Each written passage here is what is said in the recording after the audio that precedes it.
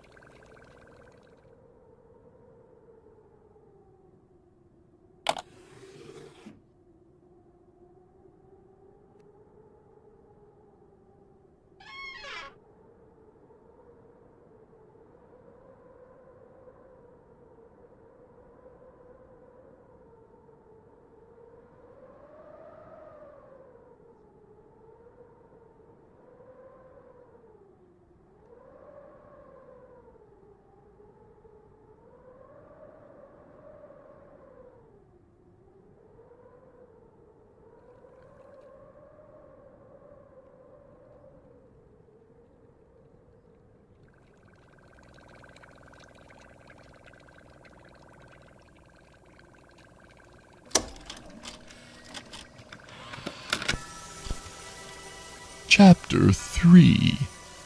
John had just gotten home from school. He quickly grew excited as he spotted the snowman outside his bedroom window. John's dad often made him surprises, and he quickly ran out to decorate the snowman. John used his favorite scarf and hat and found the shiniest rocks he could for the buttons. John was very proud of his decorations, and soon it was time for him to go to bed. Looking out the window, he smiled at the snowman as his eyes slowly began to close. John awoke with a chill in the air and snow on his bed. He opened his eyes to see the window was wide open. Confused and sleepy, he got up and closed the window. As he looked out, however, he noticed the snowman's hat was missing. It must have blown off in the wind, he thought. Upon getting back into bed, he found the hat on top of his covers. He stopped and thought for a moment. His mom must have taken it off and put it there for him. After all, he no longer had a hat to wear for school tomorrow, and it was very cold outside in the mornings. The next day, John returned again from school, and a second snowman was right next to the first. He couldn't believe it. His dad had built him a second. He went into the closet and found his box of old worn clothes, hats and scarves, too tattered to wear, but sentimental enough to keep. John decorated the second, and again smiled with pride, as it almost seemed like the snowman smiled back at him.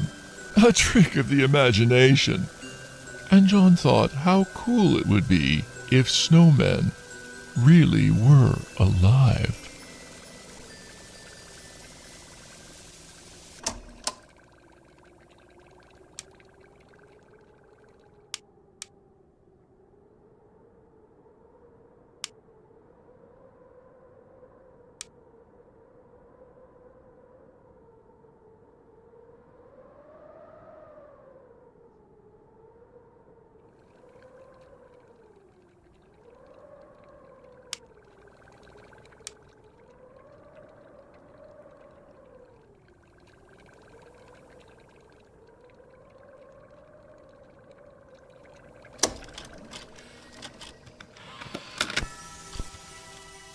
Chapter 4. The sound of snow-filled wind blowing through the room, the screech of an open window hinge as it bangs to and fro. John opens his eyes once again, tiredly shuffling out of bed to close his window. John freezes as his hand reaches for the latch. Only one of the two snowmen are outside his window. Why has someone moved it? John hears a dripping sound coming from his closet. John may only be a child, but he's never been scared of the dark or monsters. He's too clever to believe in fairy tales, so why would monsters be any more real than those? He heads over to the closet, and with a gentle pull, begins to open the door.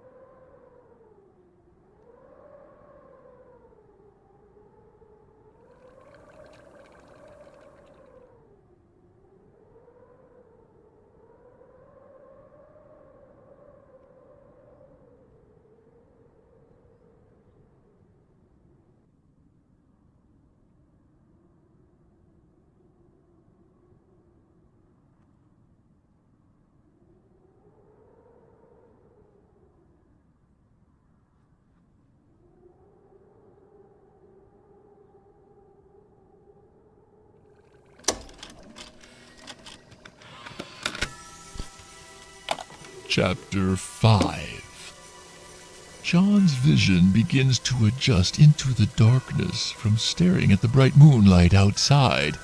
Nothing. His closet is empty besides a few boxes. The dripping sound continues, though, so he steps inside to try and listen to where it's coming from. As he does so, he hears a loud thud near his still open window. John pokes his head out of the closet, and there in front of the window is the snowman that only a minute ago was standing outside. The snowman is different, lifelike, with sharp, pointed teeth, and a hungry grin curling more and more to the sides as it starts to move closer. John is frozen in fear. He doesn't understand. There is no logical explanation. He slowly backs away, further into the closet. He feels something wet on his head. Drip, drop, drip, drop. As John looks up, the missing snowman is on the ceiling, holding itself up with big, branched arms. John sees the other snowman now in front of the closet, arms reaching. The closet door begins to close, and complete darkness envelops John. Rough, knotted branch fingers wrap around John's head, and a gruesome snap and popping sound echoes through the room from that dark closet. John is never seen again. The house is put up for sale shortly after. However, with the disappearance of John well known throughout the town, a young boy who suddenly vanished without a trace from his bed one frosty night, the house remained unsold and empty for many years. Until this night, in fact, which, my child, is where our story begins.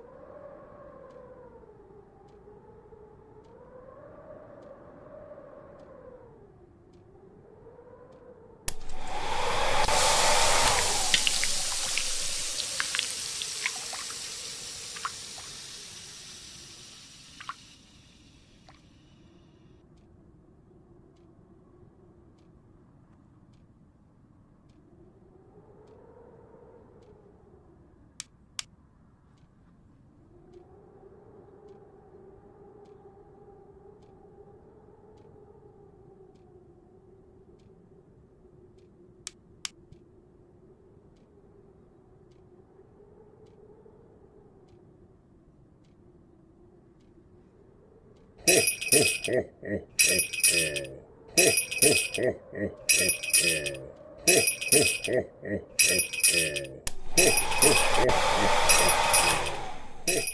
ho.